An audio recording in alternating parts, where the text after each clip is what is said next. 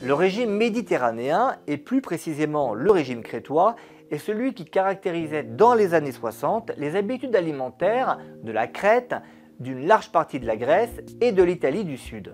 L'intérêt particulier porté par les nutritionnistes pour ce régime provient du fait que l'espérance de vie était l'une des plus élevées au monde dans ces régions qui avaient un régime alimentaire similaire. La fréquence des cancers et des maladies cardiovasculaires y était particulièrement faible. Pourtant, l'accès aux soins n'était pas spécialement favorable. Aujourd'hui, les preuves des bienfaits du régime méditerranéen s'accumulent, en particulier suite aux résultats de l'étude Predimed. Cette étude a comparé chez des adultes à haut risque de maladies cardiovasculaires le régime méditerranéen au régime pauvre en graisse.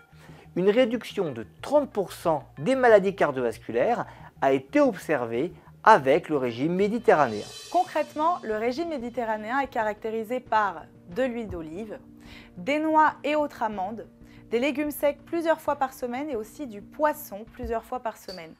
La viande rouge est remplacée par de la viande blanche. Bien sûr, on trouve des fruits et des légumes en quantité. Le vin lors des repas est consommé en quantité modérée.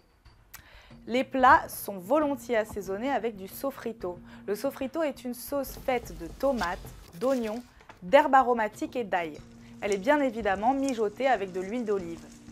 A l'inverse, le régime méditerranéen évite les matières grasses à tartiner, les boissons sucrées, mais aussi les produits de boulangerie comme les pâtisseries par exemple. Le régime méditerranéen est probablement un bon modèle à suivre. Prudence tout de même, c'est un régime qui est relativement riche en graisse. Attention donc aux quantités.